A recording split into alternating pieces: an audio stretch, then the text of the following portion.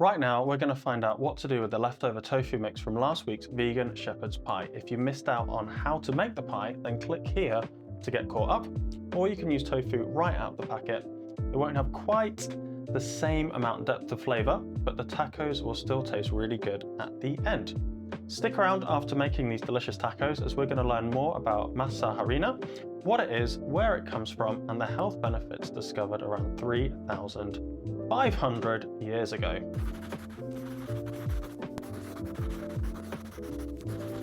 So starting out with a topping twist, so making the corn tortillas using harissa marina, which we'll be talking more about after we make the tacos. Depending on how many tacos you want, it is 1 cup would give you 4 tacos, I would say. Sieving the flour, then adding hot water, so it does have to be hot, and a little bit of salt.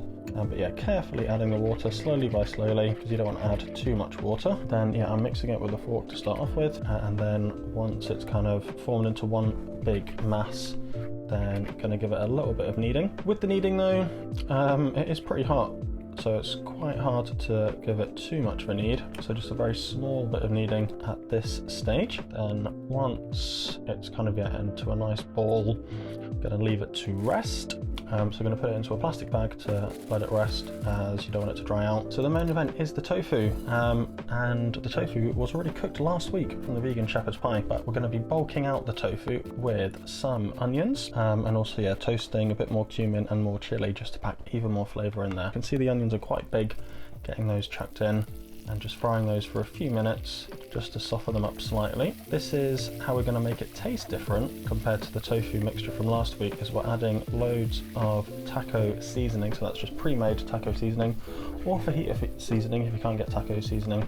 I don't think it really makes too much difference. Once we have got that all cooked, added a bit of water as well to that, just to help cook through the spice and just give it a bit of liquid there.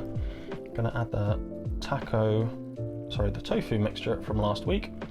If you don't have the tofu mixture from last week, then just 2 blocks of crumbled tofu will be enough. Smoked tofu again, 2 blocks crumbled up, and get that chucked in and give that a stir. And then you're just going to leave that on a very low heat while all the flavours meld together as you go on to making the sides to go with the tacos. Guacamole time! Got 2 parts avocado, 1 part-ish red onion, but this looks maybe a bit more. Definitely a lime, unless there's no salsa, I'm going to go tomatoes. But if I'm doing a salsa, no tomatoes. Yeah, we've got the lime, so the lime just helps soften up the onion and kind of take out the harsh sting of a raw onion. And then also what wasn't in there is a chili, but also adding 1 chili. Using tomato today, just adding tomato to the guacamole. Not something I always do, but as the other side doesn't contain tomato, you can always add tomato to a guacamole. Again, sort of bulks it out a bit and adds a nice bit of sweetness to it. And then the key thing I guess as well with the onions, you want those to be diced as small as possible, really small. And then the tomatoes, you can just cut those any size you want. Kind of use any tomatoes you want, it really is up to you. So the chili just always adds just an extra bit of kick. I kind of almost use chili as a seasoning really in a lot of things. You don't necessarily need it for the flavour, but it does just add a little bit extra. Okay, and then getting everything mixed together with the guac, and then adding a little bit of salt for your more conventional seasoning. And then that will be good to go. Now on to one of my favourite things to put in tacos, because it adds a nice crunchy element. So I always think we need in a taco some kind of protein sauce, some kind of saucy sauce, and then some kind of crunch.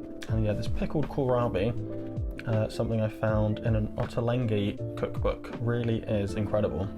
Not only because it's just 2 ingredients, the kohlrabi and orange juice, but the fact that it stays crispy, it's so nice and fresh, and it's just really good.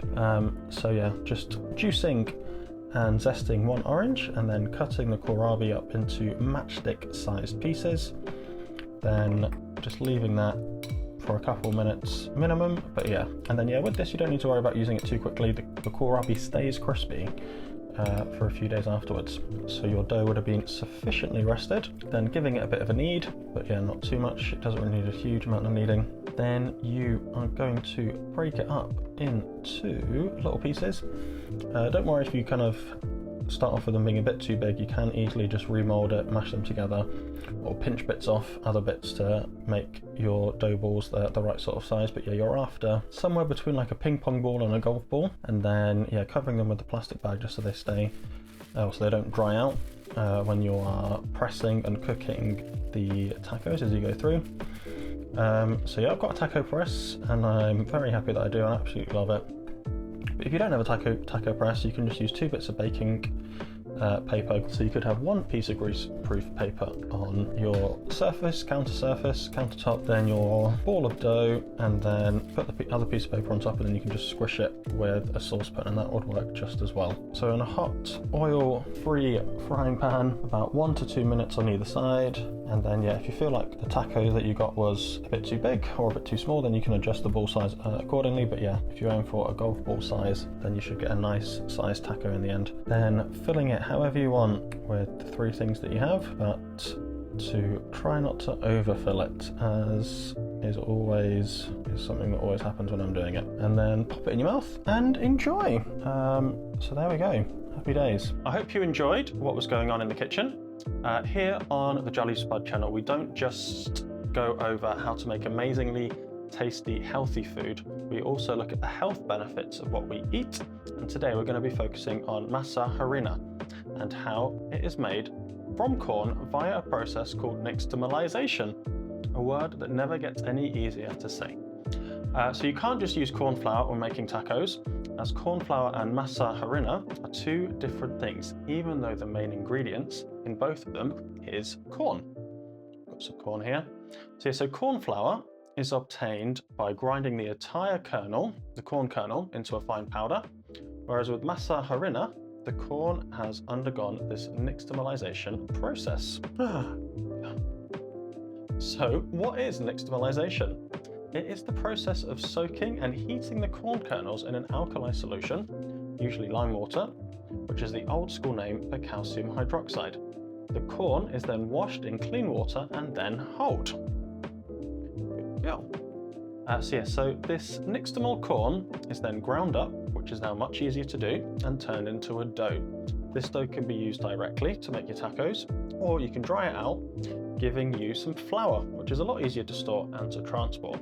Then, when you're in the mood for tacos, you can re-add some hot water and get kneading. How this method was first discovered has yet to be found, but equipment using the nixtamalization process has been dated back to around 1200 to 1500 BC in the historical region called Mesoamerica, which is now Central America.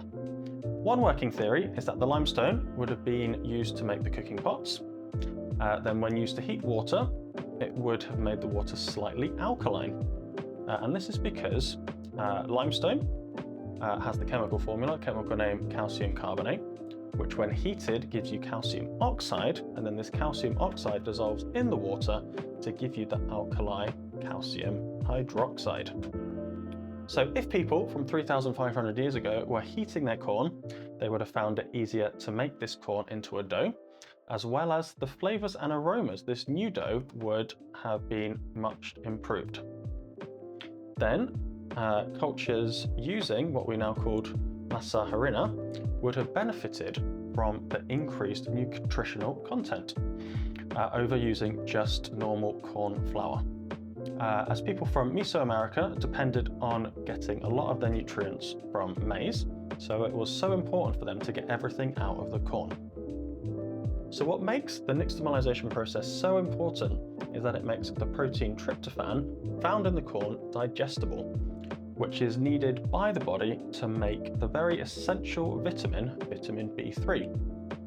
Without B3, you start to develop pellagra, which is a deficiency disease causing dermatitis, hair loss, trouble sleeping, weakness, and diarrhea, to name but a few of the horrible consequences of this malnutrition. But before this process was discovered, malnutrition was thought to be a real problem in Mesoamerica.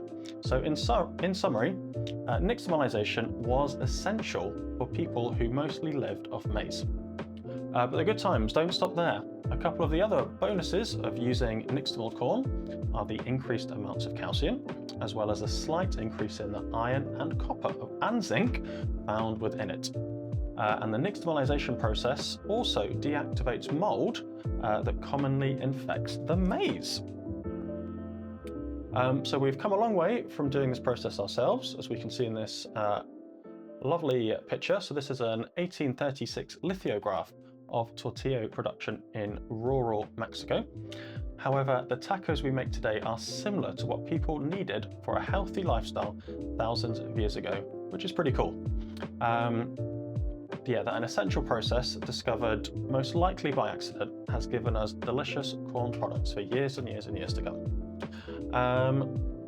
Don't think I've forgotten about how good and all the amazing health benefits that we get from tofu, avocados, and kohlrabi. I just wanted to focus on one ingredient today. So let me know your thoughts about this format in the comments below. And finally, yes, as we've been seeing, Rissy and all dogs can enjoy corn. Yes, Sue's a good girl, you're really enjoying the corn, but only in small amounts. If you are getting it from a can, make sure there's no added salt. And then final thing is don't give them a whole cob, as the cob itself is very hard for the dogs to digest, and it will most likely result in a trip to the vet. So thank you for watching. And the link to the vegan shepherd's pie is over here if you want to make that and then get the most out of your tacos. Thank you for watching. You gonna say goodbye, Rissy?